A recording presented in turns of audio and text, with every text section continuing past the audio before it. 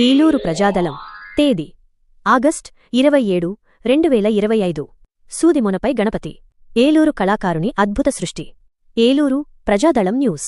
వినాయక చవితి పర్వదినాన్ని పురస్కరించుకుని ఏలూరికి చెందిన ప్రముఖ సూక్ష్మ కళాకారుడు, మైక్రో ఆర్టిస్ట్ దోరా శివప్రసాద్ తన అద్భుతమైన ప్రతిభను మరోసారి చాటుకున్నారు. సూది బెడ్ మీద సరిపోయేంత అతి చిన్న చెక్క వినాయకుణ్ణి చెక్కి అందర్నీ ఆశ్చర్యంలో ముంచెత్తారు. తొలిపండగ సందర్భంగా తన కళానైపుణ్యంతో విఘ్నేశ్వరునికి భక్తిని చాటుకున్నారు. గత ఘనతలు, అరుదైన రికార్డులు. దోర శివప్రసాద్ గారికి సూక్ష్మకళలో అపారమైన అనుభవముంది. గతంలో ఈయన ఎందరో జాతీయ రాజకీయ నాయకుల చిత్రాలను, పేర్లను కేవలం ఒక బియ్యపు గింజపై చెక్కి రికార్డులు సృష్టించారు.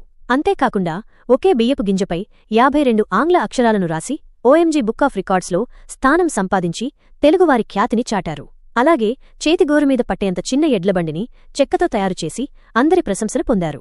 విజయవాడలో జరిగిన నాబార్డ్ ఎగ్జిబిషన్లో ఆయన కళకు జాతీయ స్థాయిలో గుర్తింపు లభించింది. నాటి నాబార్డ్ చైర్మన్ శ్రీ జి.ఆర్. చింతల చేతుల మీదుగా నేషనల్ అవార్డును అందుకున్నారు. కళను బ్రతికించాలనే తపన.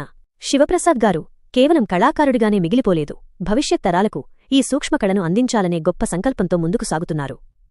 మైక్రో ఆర్ట్స్ అంతరించిపోకూడదు అనే ఉద్దేశంతో ఏలూరు హేలాపురి బాలోత్సవ కమిటీ ఆధ్వర్యంలో ప్రతి సంవత్సరం పిల్లలకు ఉచితంగా శిక్షణ ఇస్తున్నారు.